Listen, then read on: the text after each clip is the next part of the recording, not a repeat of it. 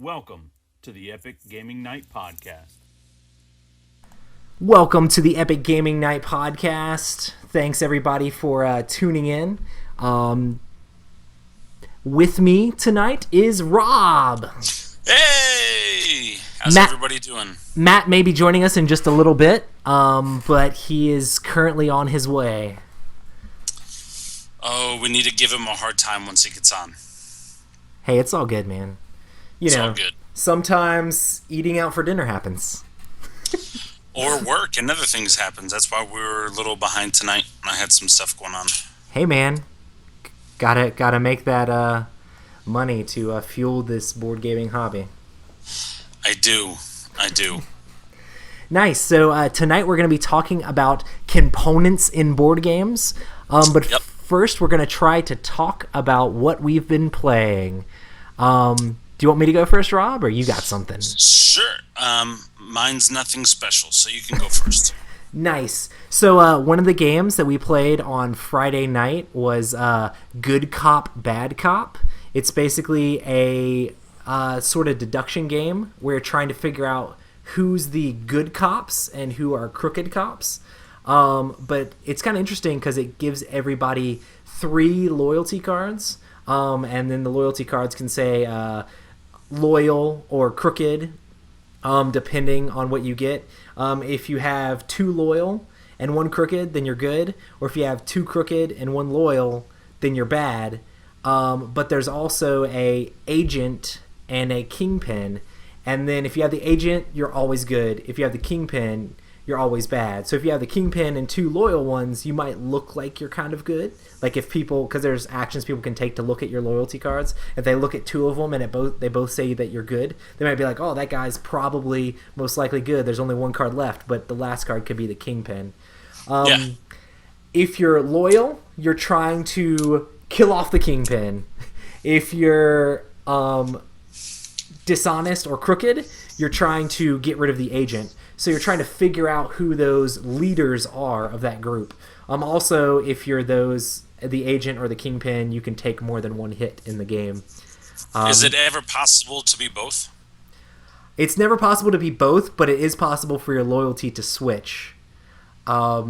We played some pretty epic games of it. At first, we were kind of like trying to figure out how to play exactly because there's several different actions you can take. You can either take an action just to look at another person's card, which doesn't make you flip over any of your loyalty cards or anything like that. Or you can take an action to grab one of the guns from the middle. There's only depending on the number of players, depends on how many guns are out there. We were playing with 5, so there's only 3 guns that people could hold. So you'd have to flip over one of your loyalty cards, which would kind of give people information about what side you're on, to grab a gun and point it at a specific player. And you couldn't fire that gun until it gets all the way back around to your turn. Then for your action, you can actually shoot the gun. Is it 1 shot, 1 kill, or do you have to be shot a couple times? Or if you are the agent or the kingpin, then it takes 2 hits to kill you. But people would know that you're one of the 2 at that point because you're like, well, I'm not dead. And actually, if you get hit as one of those, you get to draw one of these equipment cards, which are basically like special ability cards that you can play at different times to do different things in the game. So you get to take one of those to help you out because you've now been hit. Okay. And but people are going to know you're on one of those sides. If you're not one of those, if you just have crooked and honest cards in front of you, then you just die. So there's player elimination, but the game is very quick. I think we played like 5 games in the course of 20 minutes. So. Oh wow, that's quicker than One Night Ultimate Werewolf. I mean that might be exaggerating a little bit, but we played it really quick. Is it about the same length? Like a One Night Ultimate Werewolf with the narration and everything. Yeah, I mean, with the narration and everything, it definitely feels like it because you have the whole narration, which takes a while, and then you have the whole. It's a very quick game. The arguing of stuff. Minutes, This game, you're not really arguing. You're just doing things to try to figure things out. Like you look at a card, and it's like, oh, they're the kingpin. If you're crooked, you're trying to help them. If you're honest, you're obviously like, that's the guy. I need to grab a gun and point it at that guy. So it depends on what you see from different people and what they reveal. But the equipment cards are really cool because they mix things up. Like they can stop you from taking damage at certain points, and they can basically like switch people's loyalty. Hector played a card on my friend Ryan that basically said all of his loyal cards are now crooked cards, all of his crooked cards are now loyal cards, so it basically completely swapped his alignment. So he had a gun that was pointed like at him, and so then on his turn he had to point it at someone else because he was no longer trying to kill Hector or whatever. So he made it pretty fun. It sounds fun.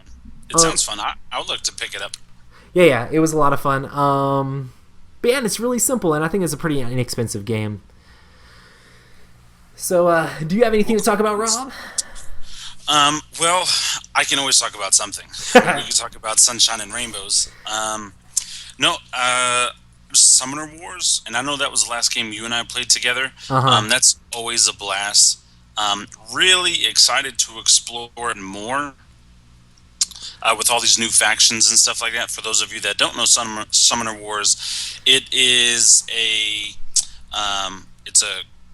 I wouldn't say collectible card game, but it could be because it does come with expansions and things like that. But it's a card-based game where it's 1v1. You can do it, with multiple people, up to 4 people, but it's best played 1v1.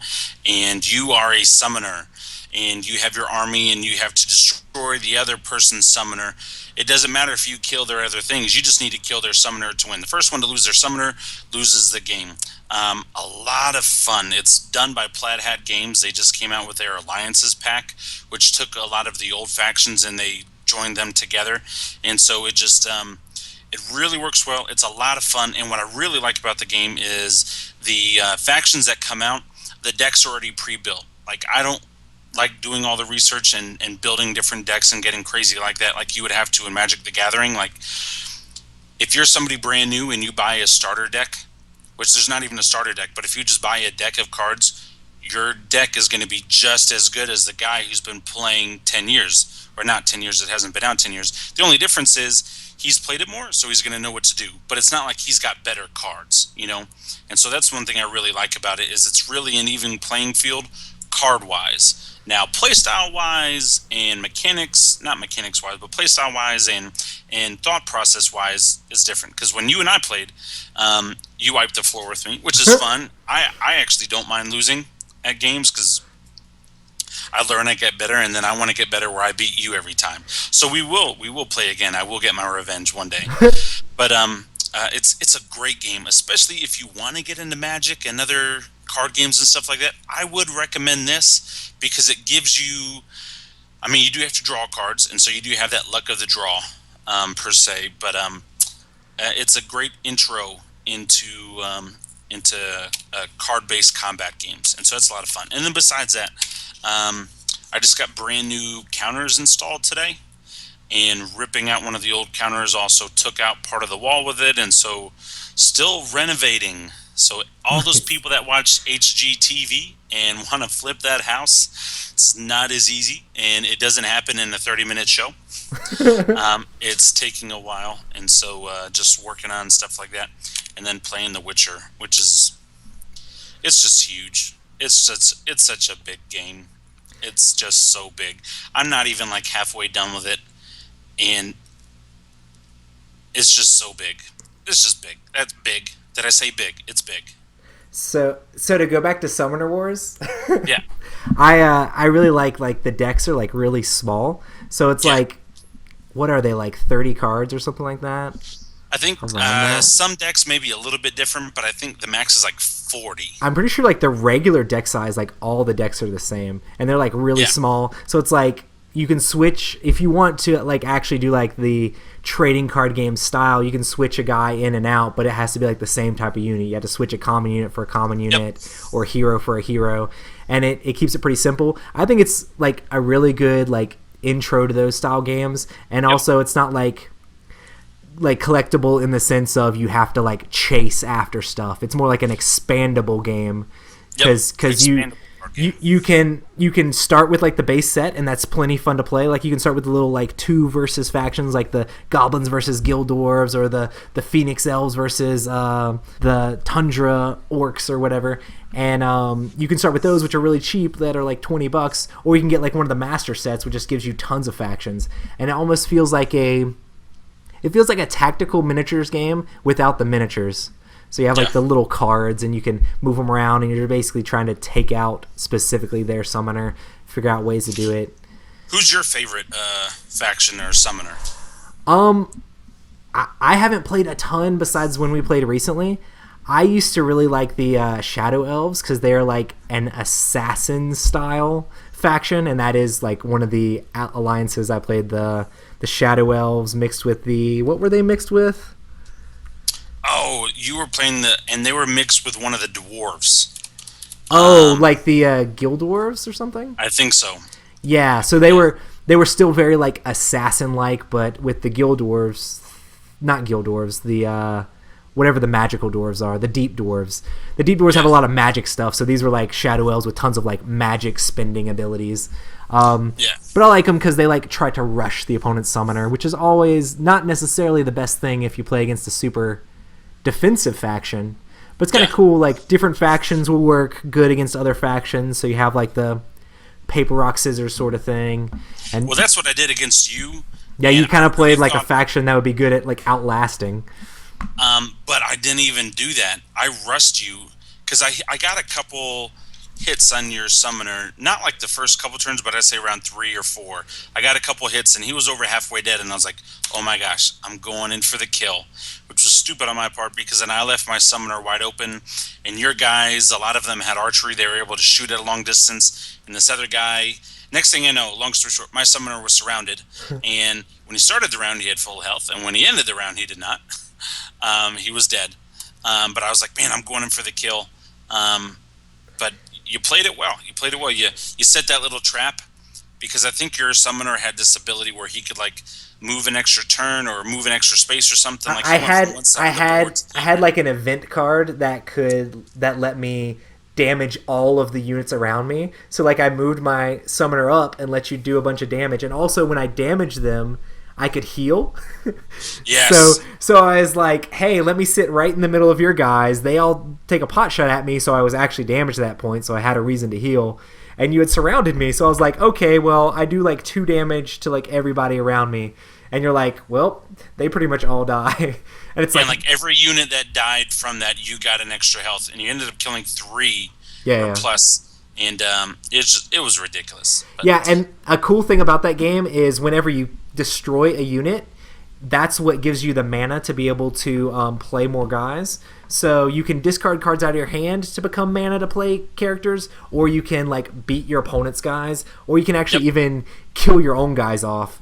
Like if you play online a lot, you'll see people just attack their own units to turn them into magic. Basically like sacrifice yourself for my gain. All these wicked summoners. And that is the difference in Summoner Wars. They call it magic rather than mana. I know in Magic the Gathering it's called mana. But in Summoner Wars you have a draw pile, a magic pile, and a discard pile. It's very strategic in like where you're placing the units and where you're moving them, and then there's these walls, and you can only summon from the walls. So you can put the walls to try to block and like protect your summoner maybe, and like make it so that your walls are on the front line, so your guys can jump straight into combat. It's very tactical for a very cheap price, which is awesome. So I'm glad we're talking about this because I'm writing down something. I'm changing or adding to one of my answers to one of the questions we're going to talk about later. Because I think this game would fit that very well. That'd be really, really cool. And we'll get to that here later. But Summoner Wars. It's an awesome game. Everybody should play it. And one last tip. If you ever go to a convention and Plaid Hat Games is at that convention, they sell their Summoner Wars packs and booster packs and all that stuff, or expansion packs, very like $5 a pack, which online it's like $15 to $20 depending. Nope, if you go to a convention, it's $5 each. And so I know they just the Dice Tower convention just went on, Board Game Geek just went on, Origins just happened. The next big one is Gen Con. If anybody listening is going to Gen Con, go hit up their booth. You can get a lot of great factions for real cheap. The cool thing about this game is, like, I don't really play it in, like, the super competitive aspect or, like, tournament play or anything. Yeah. But, like, just the way the factions come, like, they're very balanced against, like, the other, like, faction packs. So you can just have those starter decks of all these different factions. And then when you bring it out for a friend to play that you're teaching to play, you're just like, pick a faction. Have any of these factions, where, like, if you're playing Warhammer 40k, you might have one army of yours and they have one army. But in this game, you have, hey, do you want to play elves? Do you want to play orcs? But it's not just normal elves and orcs. It's like the Phoenix elves and the Dark elves. And I like the Phoenix elves, actually. Yeah, They're one of my favorites. Then the Tundra orcs, or the jungle orcs with, like, the vines coming out. Like, it's very unique fantasy races from the land of Etheria, and it's this cool, very cool universe that Colby's made up. Which, on top of that, I'm very excited for Ashes, Rise of the Phoenixborn, which is going to be another card-based tactical warfare game from Plaid Hat Games. But this one's also going to have dice in it. Right. And there's dice in Summoner Wars, but the dice, it seemed from what I'm looking and researching, this dice is going to have a little bit more power in the game. Like, you're not just rolling it to see if you hit somebody. And so I'm really excited to see more on that game, and hopefully my pre-order will be in before Gen Con. Yeah, it looks like the dice, like, determine your resources for the game, and you can do a lot of things to manipulate them as well. So you can, like, discard from your hand to manipulate them, discard from your deck to manipulate them. And it's going to be like their first actual LCG style game, like an actual, like, card game like you'd have from Fantasy Flight or other companies like that. But, like, this is going to be their first one that's going to be big. Which we need to trademark. Fantasy Flight is the only people with the LCG. Everybody else is CCG, because or just say expandable card game. So but that LCG, that's exclusive Fantasy Flight, which is smart marketing. But I think because we're so card big, game. We're such a big podcast, we need to go ahead and put that in there for the legal disclaimer. Exactly. It's not technically an LCG. It's an expandable card game. Or it's just a card game that has expansions that come out regularly. Yep. Nice. I guess, do you want me to go ahead? I guess I can talk about another game that me and Matt played, since Matt's not here. Yes, you can do that. Is that the game you guys were playing when I got on your Twitch feed and just blew it up? Yeah, man. We played Lords of Waterdeep. You haven't played that, Rob? I have not. Isn't that like D&D, the board game? Yeah, it's basically Wizards of the Coast decided to take their shot at making a Euro-ish worker placement style game. So basically, in the game, you're playing as a Lord of Waterdeep, and you're trying to recruit heroes to go out on quest for you, and that gives you different victory points. So it's one of those victory point style games where it's got the victory point tracker around the board. And if you don't know what worker placement is, basically you start with a certain number of workers. Normally they're like meeples, and there's different spaces on the board that you can place your meeple to gain benefits. In this game, mostly it's to gain like little hero cubes to send out on quests, and there's some that gain you money. There's some that gave you like intrigue cards, which are like the action cards of the games that allow you to manipulate other things. And there's also places where you can get more quests. So there's all these different places you can go on the board by placing these meeples. But once a person goes there, another person can't go there the same turn. So you're trying to figure out when you want to place your meeple on the board in the right place to try to best take advantage of your turn. So basically everybody takes turns taking actions, placing their guy on the board, and getting action points for it. I know most everybody knows what a worker placement is these days, but just to put it in layman's terms, that's what it is. But basically you're fulfilling these quests to get victory points, and there's also buildings you can build, which is really cool. So one of the places lets you build buildings, and it gives you another place that people can go on the board.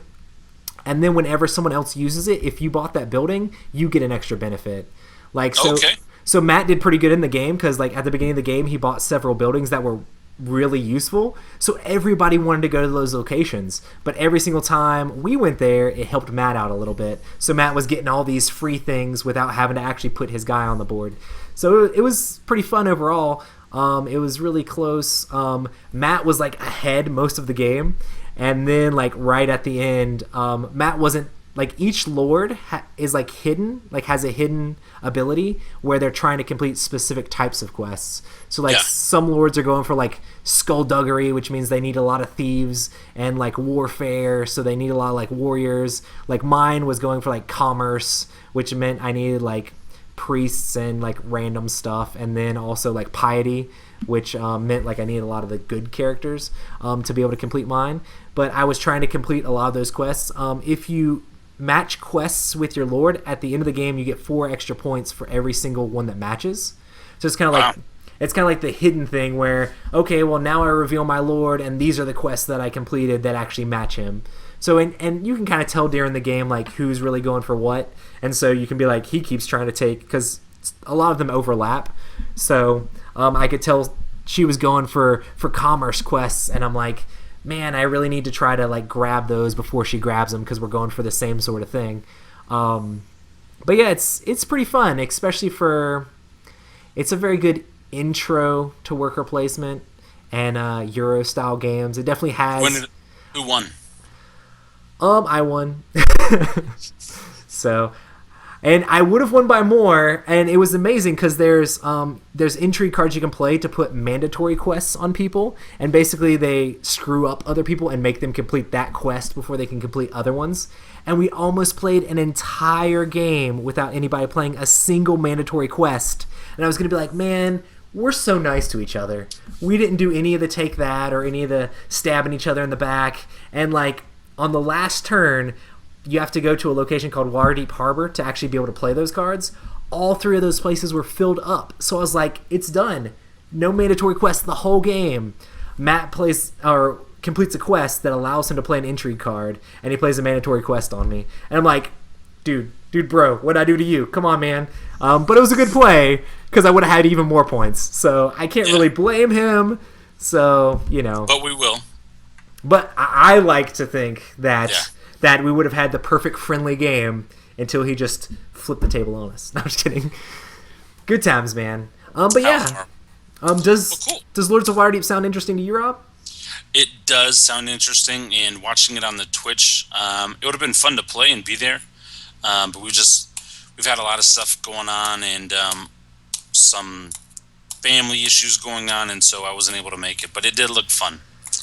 So yeah, it's one of the few victory points where you're going around the board, and at the end of the game, you're just like, well, he won or she won. There's not a real story to tell, because you're not like, hey man, when I got all those warriors and thieves and spin them for a quest. You guys seem to be moving through the game pretty quickly. Yeah, that's at least when I got on, like it's okay. Like it wasn't one of those games where somebody's going to take forever to do a turn. It seemed like once you picked it up, you only had, not that it's bad, but you only had a handful of options, and you just go from there. Yep, and that's one of the good things about worker placement games is like the round lasts until everybody puts all their people out, and then you take them all back up. But like when it's your turn, it's just like, I place one guy, I get these things. You place your guy, you get those things. She places her guy, you get those things. So it's very quick going around, so you don't have a whole lot of downtime. And you're also kind of invested where other people place their stuff, because you're like, I wanted that, don't go there. So that's kind of fun. Cool stuff. But yeah, so let's go ahead. Want to get into it? Let's go ahead and get into the topic. Let's do it. The topic for the day is components in board games. Is it components or components? Components. Okay, Yes. Just wanted to know. So Rob, do the quality of components affect your decision to purchase a game? For me, yes. Mostly. I don't want to say very much so, but I have bought games in the past that I haven't played yet, strictly because they looked amazing. And I've heard the games are amazing as well, but I remember seeing like the picture on the box, I was like, oh my gosh, it has that stuff in it, I'm buying this game. So the quality of the components mean a lot. And it's not just the look, because sometimes you can get games that has like the little plastic figurines, but if the plastic isn't molded very well, they're always bent over, or like a guy with a sword, his sword is not really a sword, it looks like a wet noodle in his hand or something like that. The droopy staff, like the Secret Cabal would say. They got those droopy staff miniatures. But no, I like components because it helps me get into it more. It helps me.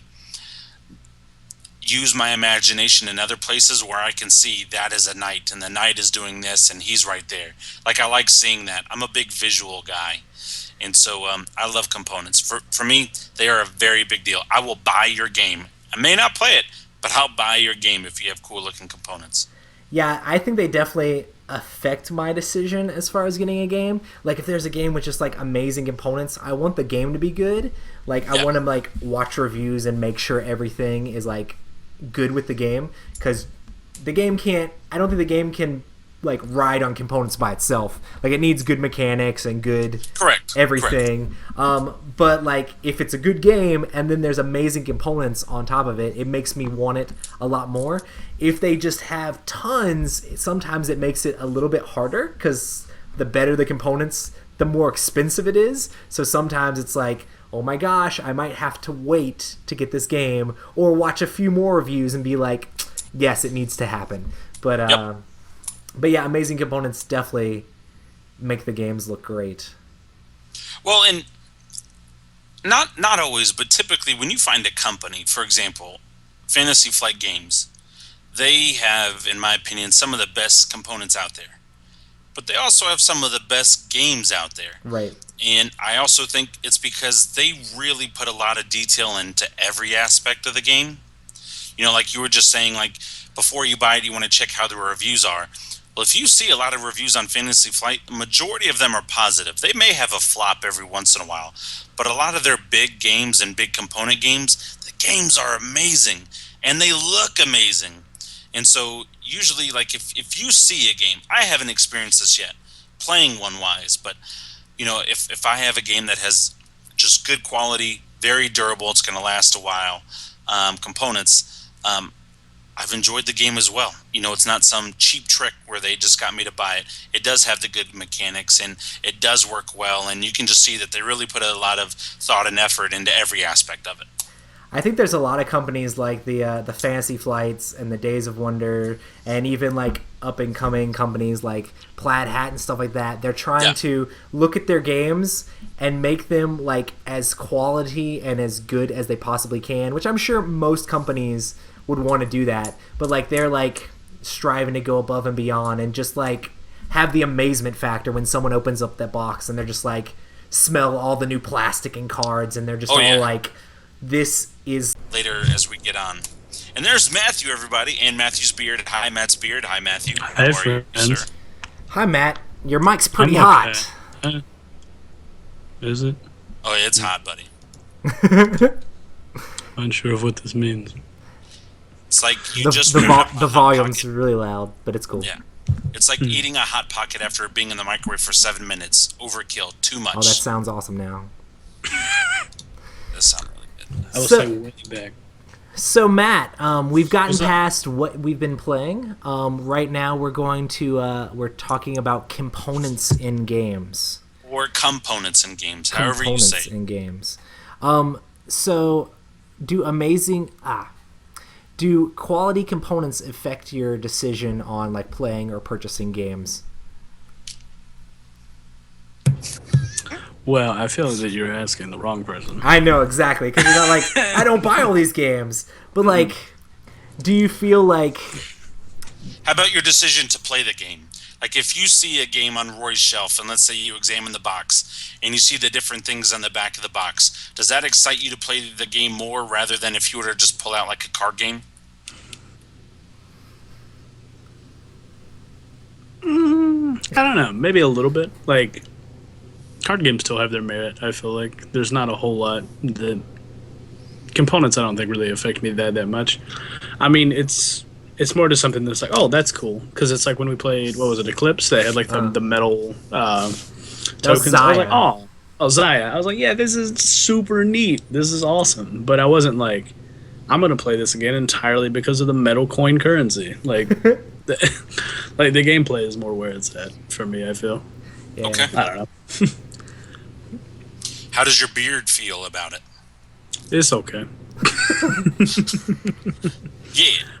All right, so I know we've kind of said some of this, but are amazing components necessary for you to enjoy the game? Which is kind of what Matt just answered. No, but they do help. Yeah. A good game is a good game, and I'll talk about this later. But Dead of Winter, I love the game, but I don't think it has the greatest components. Yeah. But it's a very fun game. I love the concept, the mechanics of the game work. I love the idea behind the game and everything. But its components are really nice cardboard when you break it down. And so, not.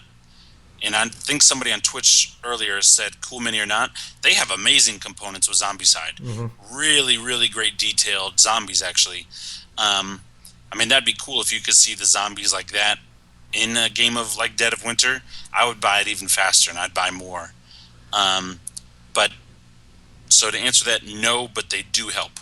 Yeah, I think I have some games like Vegas Showdown is like an older Avalon Hill game where you're like putting all these little you're trying to build a casino, but it's like on a paper like casino board, and it's pretty chintzy and like flimsy, and they could have done a lot of stuff to like spruce up that game. And I still like the game a lot. And also like with another game by Avalon Hill, Betrayal at House on the Hill, like there's like all these tokens that could have been like a lot of cool miniatures and things like that with like pictures and stuff on them, but they're all just like tokens with just words on them. And then like a lot of the stuff is not super like beefed up or nice, but the game still works really great, and the stories that you can tell with it still make the game amazing.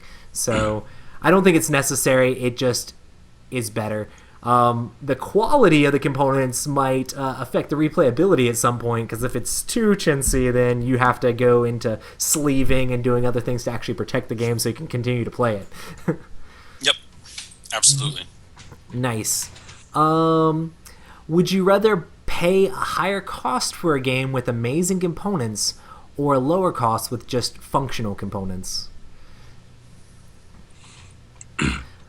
Well, I feel like there's something to be said for if there was a big enough need, like if retailers, not retailers, but the producers themselves saw like a big enough need, you could easily like differentiate and go, hey guys, this is like the super crazy deluxe version where everything is like super nice, and then you have like a regular version, and then because there's already some manufacturers that do a print and play version that's like a very simple kind of dumbed down thing that you can just print off on office paper if you wanted to and just play it, and it's like it's one of those things that it doesn't necessarily matter just because the gameplay is more what people are playing for.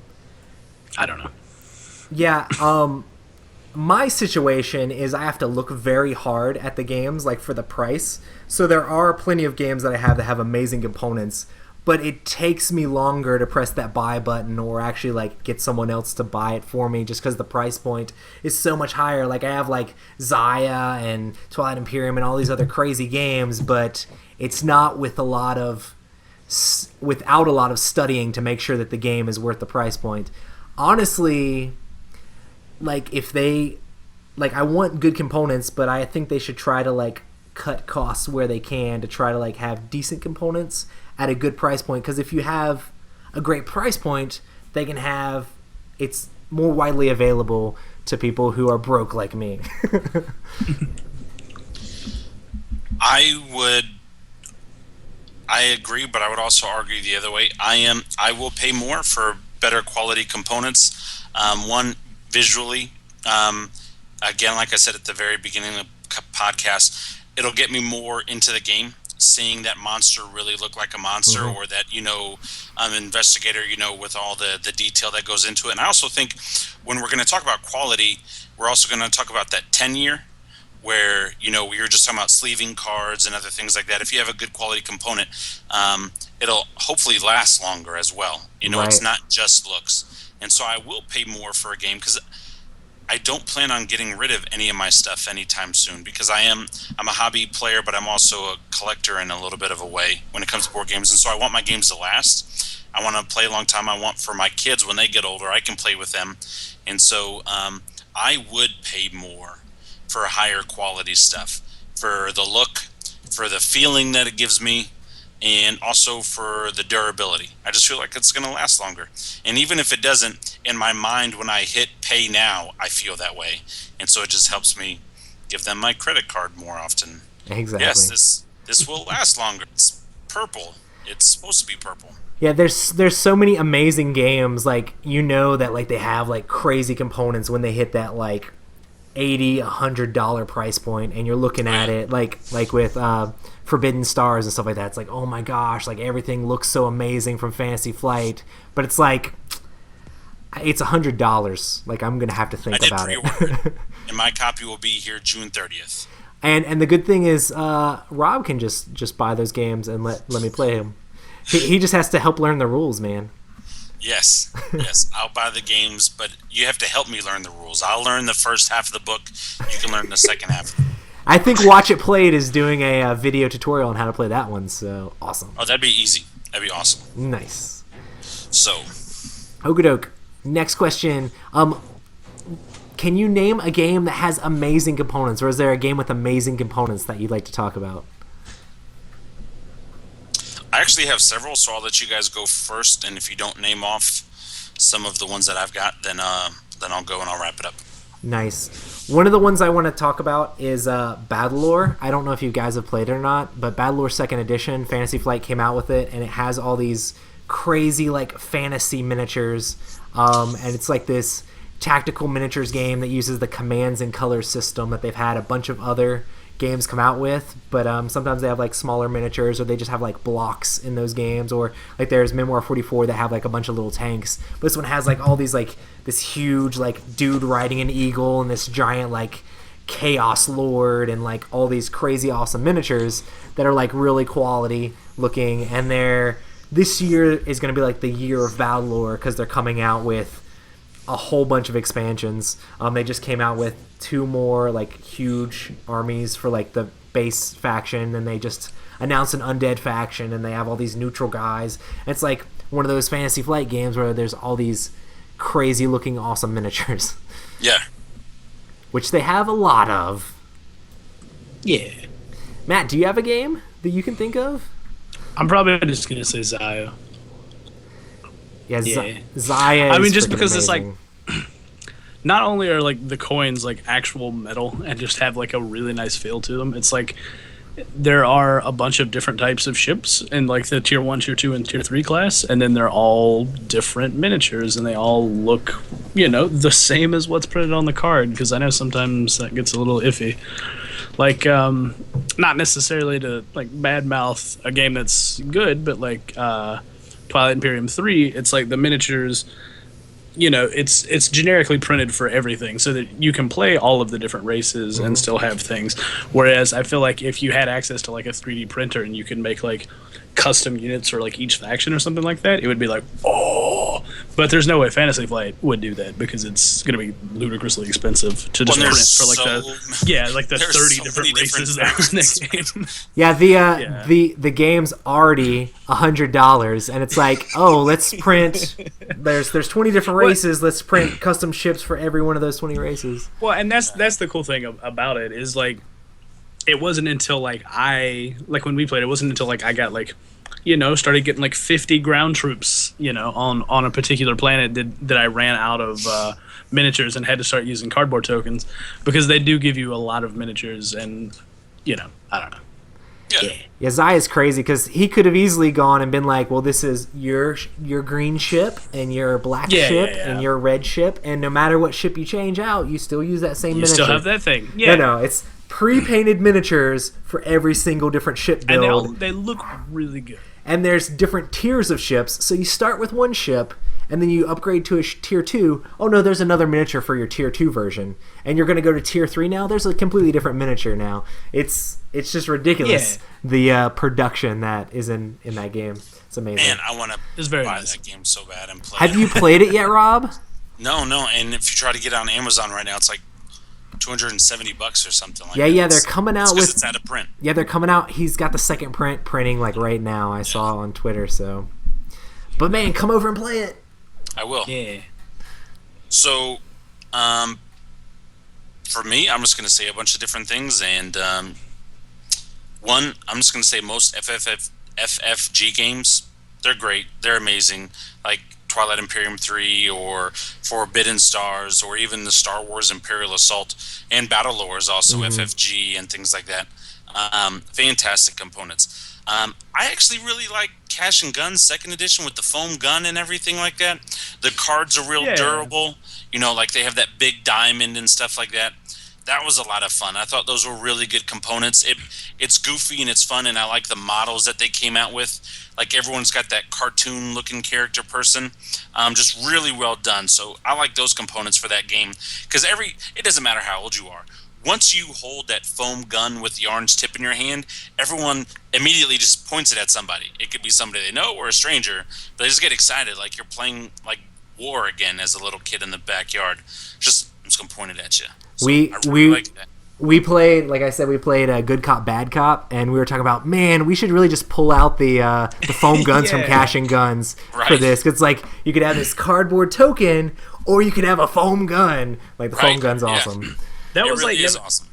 I didn't even think about that because it's like that's not even like I can't imagine that a foam gun is that expensive to produce, but it adds so much to the game. I mean it adds space. It would like triple the size of the box because there's more guns in that box. So it's like I mean I'm sure because Good Cop Bad Cop's a very inexpensive game, and you have your functional components, and then you have Cash and Guns, which is a pretty simple game, but I'm pretty sure it's like $35-$40 for that game. Yeah.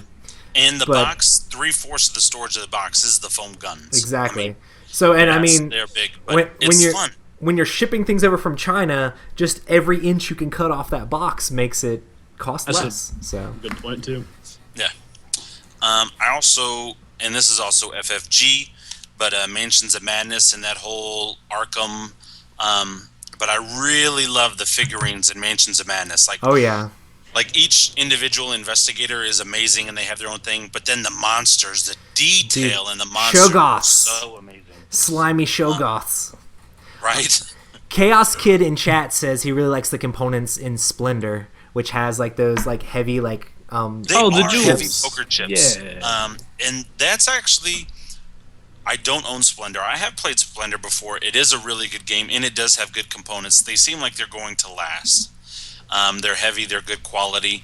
And you can know, like, sometimes when you play a board game and, like, the dice, like, you can tell when the numbers have been printed on the dice or when they're engraved in the dice. I really like that. That's a big thing. And that goes to one of my other games is Run, Fight, or Die. Have you guys ever played that? No. Okay, that's a very fun. It can be a very quick game or it can be a long game, but it comes with, like, a bajillion zombies. And at last year's Gen Con, which this will happen again this year, they suckered me into buying it because if you buy this expansion, it adds 50 more zombies. And if you get this expansion, it adds 75 zombies and a boss zombie. And the components are really well done. Each zombie looks really, really cool. And the dice and everything, like, it's very well-made game. And it's a lot of fun. My wife actually really likes playing that game, and she asks me to play it. Which is really cool because it's simple. You roll dice and you have 3 levels of zombies, and if you don't kill the zombies in the first level, they eat you. And so the game can be over in 5 minutes, depending on how bad you roll. Or the game can take a while if everyone rolls really good. And as soon as one person dies, the game's over. So you don't wait for Roy and then Matt to die. Nope.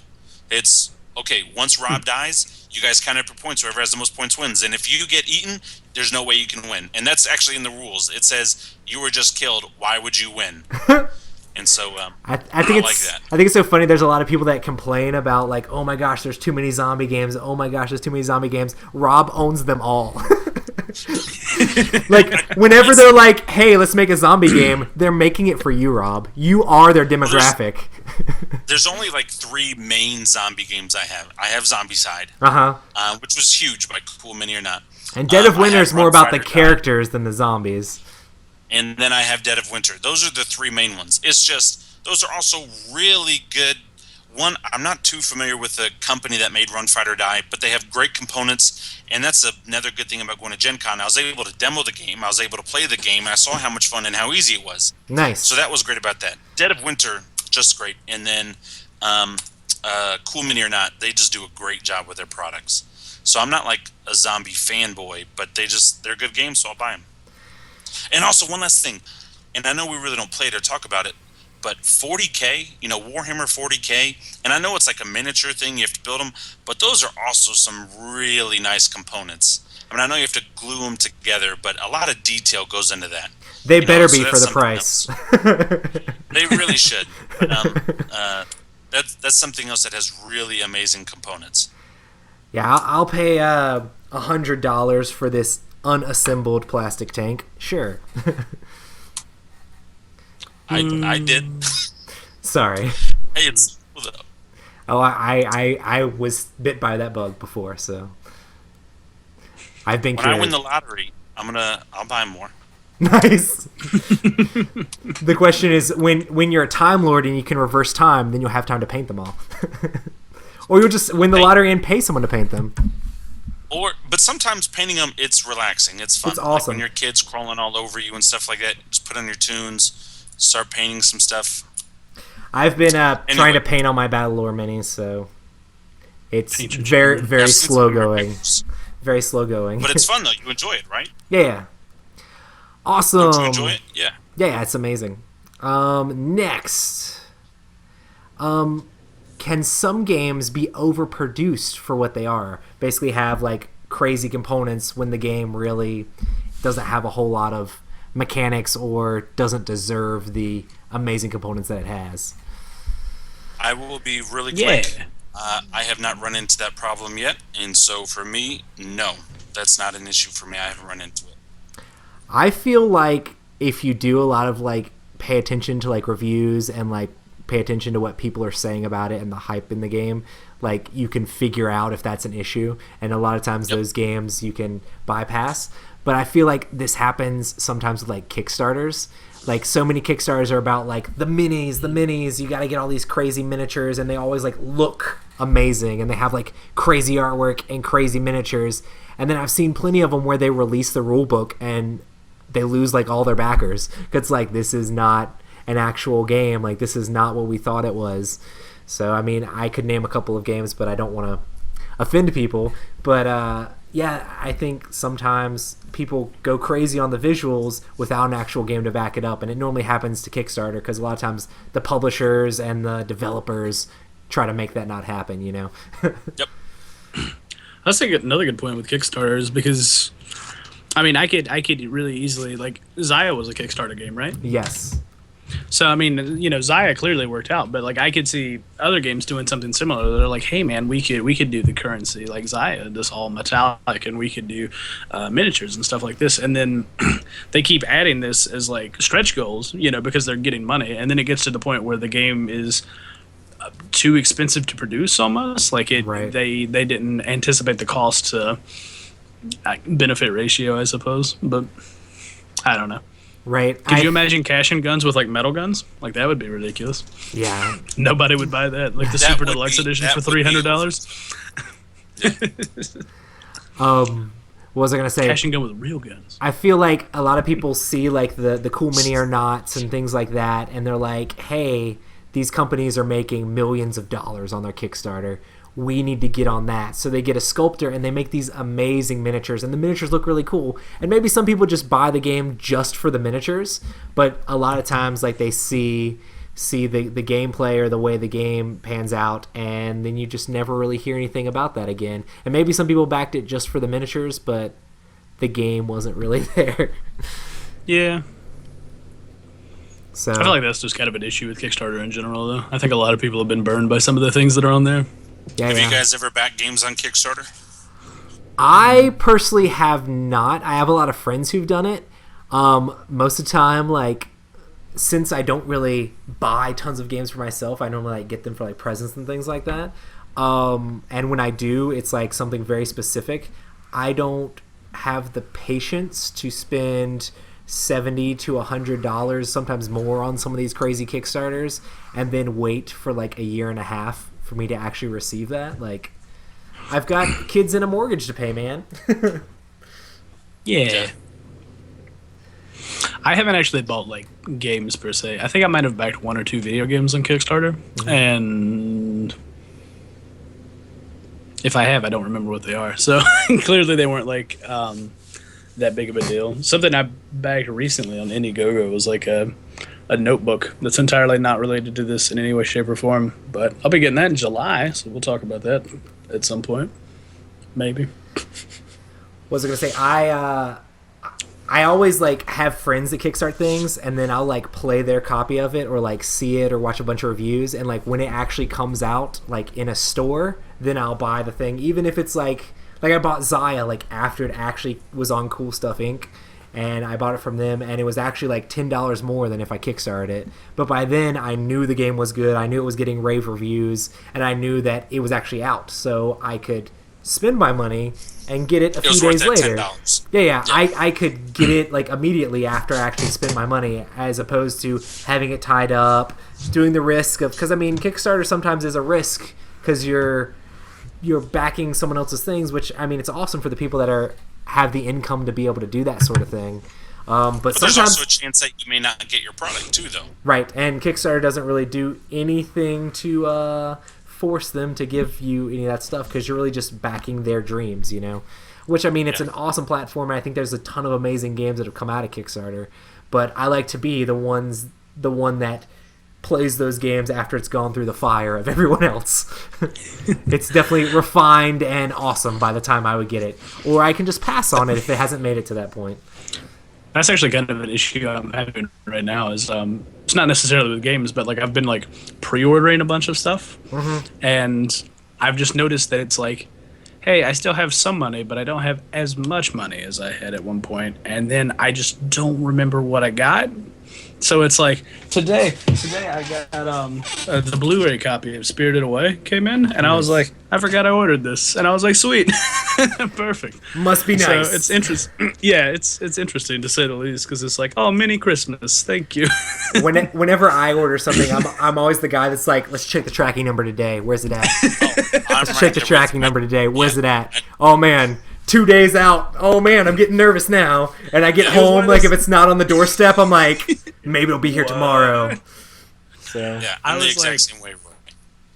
Amazon sent me an email and they're like, "Hey man, your Blu-ray shipping out." And I was like, nice. What? Which one? They're like, "It'll be there Tuesday." And I'm like, "Oh, hey, okay, but cool." Spirited Away is awesome. So yeah, I haven't actually seen it, so that's why I bought it. I was like, everybody says it's great, and I'm like, and it's on Blu-ray, so purchase. You've seen like the rest of his movies, though, right? Yeah. Okay. Most of them, anyway. Not all of them, but most of them. Nice. Rob's like, I don't know what you guys are talking about. Anime all of a sudden. No, it's an anime. I've seen some anime. I'm a big Clash on Titans fan. Attack on Titans. Perfect. Sorry. Attack on Titan. Hey, It's okay, I have seen the first season, and I know they're coming out with a live action version of it. I've seen the trailer. Second season's not out though in the States, so I haven't seen the second season of Attack on Titan. But Netflix got my little anime section. I've only watched one thing, but I know what it is. I like Dragon Ball Z. What? Okay. Dragon Ball's better. We'll not get into that argument. So, yeah. So, what games do you wish had better components or deluxe version?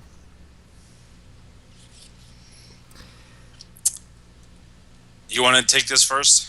Yeah, well, I mean, I talked about a couple of them already. Like, I'd really like to see, like, another version of Betrayal at House on the Hill with, like, a nicer redone rule book and nicer components with maybe some of the miniatures for, like, some of the bad guys and stuff like that, instead of just, like, really small tokens that it's hard to read, and, like, stuff better than just, like, the little sliders on the characters that wear out the thing. It would be really nice if they made like a deluxe version of that, but it's owned by Wizards of the Coast, so who knows if that'll ever happen. They came out with a second edition of Betrayal at House on the Hill, and people actually said the components were worse than the first edition. So who knows? Good times. Jeez. But I have the first edition, so it made me feel okay. That seems I have the second like the edition. patented like Wizards approach. So like, Thanks, let's just Hasbro. cut everything out that we can for money. I'll bring my copy over. We'll see which components are better. Yeah, I don't know what exactly they were saying was different, but maybe it was just the fact that most everything was the exact same, and they were hoping for an upgrade. Yeah. Nice. How about you, Matt? Well, I'm gonna go ahead and steal your answer, Rob, because Don't do it. I know which one you're going to say. I can't really think of much else. But Dead of Winter,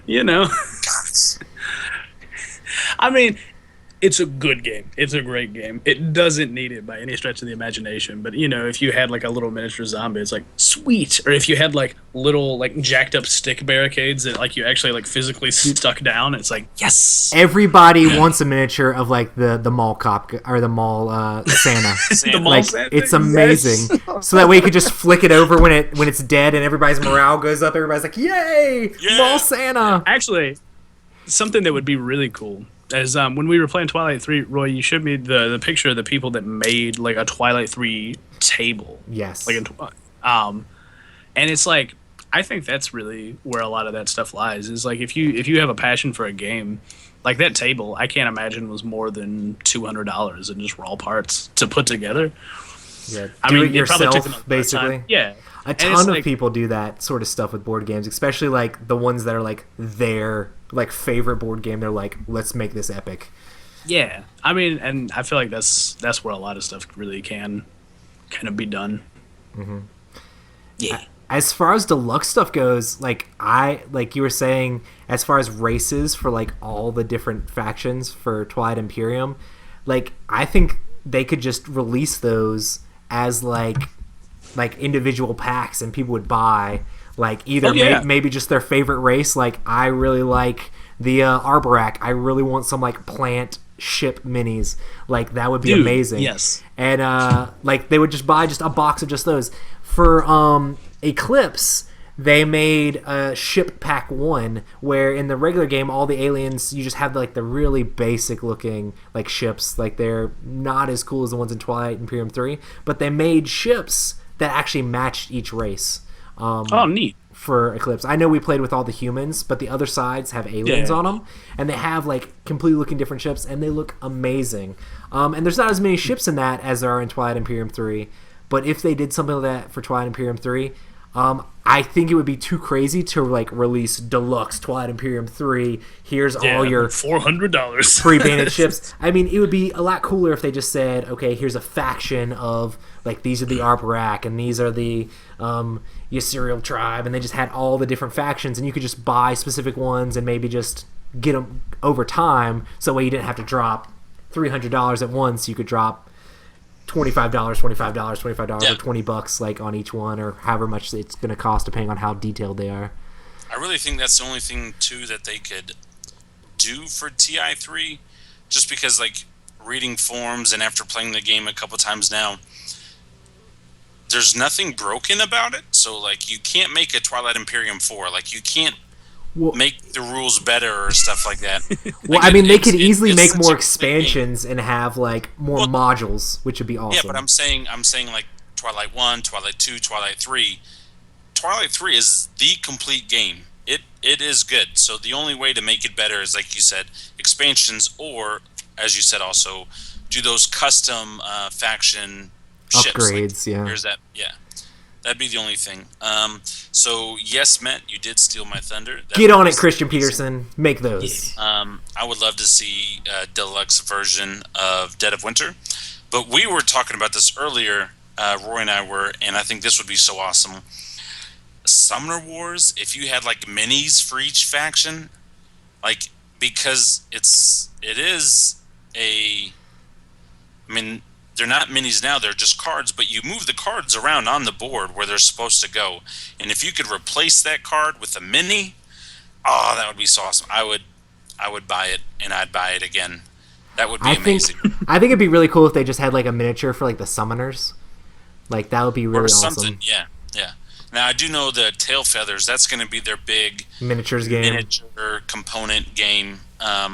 So I'll buy it. I'll end up buying that one, but it'd just be really cool if they did a deluxe version of Dead of Winter or Summoner Wars. Yeah, Tail Feathers is the game, which is going to be like Mice and Mystics X-Wing. And it's going to be like birds. I don't know if you know what Mice and Mystics is, Matt, but it's like this game with like mice on a dungeon crawl. Like all your characters have been turned into mice, and you're like fighting off like rats and like cockroaches and crazy stuff like that. But it's very much like Mouse Guard type feel. I don't know if you've ever read that comic or seen any of that stuff, but this game is going to be like those mice like riding on birds and like other flying things, and there's ground troops. It's going to be a miniatures game with like field animals.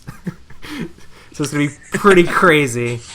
And you can like switch out the different mice onto the backs of the birds and stuff like that, so they're all like flying around on different things. So like in X-Wing, you have pilots that you can put in the ships, but your pilots are just a little card. In this game, you're going to have mice that you actually put on the birds, which is going to be pretty awesome. Neat. It will be super neat. I'm actually really excited because the components already for the game are actually really well done. Like each mouse is unique to itself. It's not like just generic mice. Like, okay, here are the mice, here are the bad guys. So they're already very well done. And the fact that they're saying that they're going to put even more attention to detail and even more of these things into that game, it is going to be a lot of fun. And it's also one of those games that you can play with younger people as well. Like Roy and I, like that's a game we can play with our kids as they get older, Mm-hmm. And so Facebook status, we're talking on the podcast. I was looking up our question for the week. Oh. But anyway, those are mine, and that's your stuff. And what's the question, Roy? Nice. So you can ask us questions by sending us an email at epicgamingnight@gmail.com or hit us up on any of our social media, and we'll try to answer those questions on the podcast, which will be awesome. So Emo D on Instagram asked us if we had any recommendations for quick 2-player games that he can take with him while traveling to play with his wife, preferably like small package games. So games that play 2 players, just him and his wife, and then that you can travel with, so like small package stuff. I have an idea of one while you guys are thinking about that. I think that if you want like a cooperative thing, my wife really likes cooperative games because she doesn't really like a lot of combat, take that, hurting each other in a game, which most 2-player games are. Hanabi is actually really fun 2 players, and you work together to like figure out like the puzzle of making this fireworks display. Basically, Hanabi is a cooperative card game where you hold your hand backwards and you're trying to play cards in numerical order. You're trying to like play down the white 1 before you play the white 2, before you play the white 3, and get all the cards down in order, and you try to get the best score to make the most beautiful fireworks display. And the mechanics basically work where you can give each other clues on what color a card is, or what colors of cards are that are in your hand, or what the numbers are, and you have to include all that match that specific thing. So it's very interesting because you're holding these cards, you don't know what's in your hand, and you have to take some risks and play things sometimes, or discard things and try to not discard ones that you still need. And it's very fun working together, and me and my wife have played it several times. It's really fun. It's just one of those games where you have to keep an eye on each other that you're not taking too many liberties with the game. Make sure you play it true to the rules. Yeah. Do you have any ideas, Rob? I've got a couple of ideas. You can break down some games like Run, Fight, or Die. It plays more than 2 players. And the base set doesn't come with so many zombies, and the box it really is not that big. It's not like, like a deck of cards size box. It's like half the size of a shoebox maybe, or like a kid size 10 shoebox. That or Tiny Epic Kingdoms. That's also a fun little game. Oh yeah, I like that. That can fit in the palm of your hand. I'm very small. You can fit it in your pocket as you're traveling around. Have you played that with 2 players before? I haven't played it with 2 players before, but I'm just trying to think of like size. I know. That's the big question is like size. I know when you play Tiny Epic Kingdoms 2 players, it adds like this neutral like land where there's like people already populating it, and you have to like fight off those people, which is kind of cool, kind of interesting concept. But you may want to look into, and just forgive me for not knowing, not being more up to date on this, but like games like Magic the Gathering or like Summoner Wars and stuff like that, where you can have a small deck. You make it, you can take it with you anywhere, and you can play anywhere. You just need a play mat. If she doesn't mind those like face-to-face confrontation games, like any like CCG, TCG starter decks Like if she likes like fantasy, like Magic type stuff, Magic the Gathering works great, and like Summoner Wars is also awesome. Like if you get one of the little Summoner Wars starter packs that has like the Guild Wars versus the Cave Goblins and stuff like that, it's got like a playmat in there. It's like very inexpensive, and you can get tons of gameplay out of there. Now my wife is a lot like Roy's wife, in where she doesn't want confrontation so much. But a lot of our party games that we have are multiple people. Like they're party games. Like a lot of the games that I own that are 2-player it's very confrontational. It's me versus you. And I mean, there's a lot of cooperative games you can play, 2 players, like with your wife, but there's not a ton of them that are super good for traveling, like Pandemic and all that stuff is kind of crazy. You know who I would email this question to? Not to say that we're not the best podcast and we have all the information we do. There's just so much information in our brains. But Z Garcia at the Dice Tower, he loves small little games and quick pace games. DiceTower.com, they have their own website now. You could, in fact, Z now works there full time. In fact, he plays a lot of games by himself. And Roy was playing one earlier, actually, that Z really likes. But he's really great at information like that. Like, that's his specialty. He doesn't want a big confrontational game. He wants, that, quick, fast-paced, fun, goofy, get in, get out kind of a thing. I also think they're not super good 2 players, but, like, if you just want something to travel with and maybe you, like, meet up some other people to play games with, Love Letter and Lost Legacy are always awesome to play around with. You could... And they're tiny. Yeah, you could potentially do Splendor, 2 players.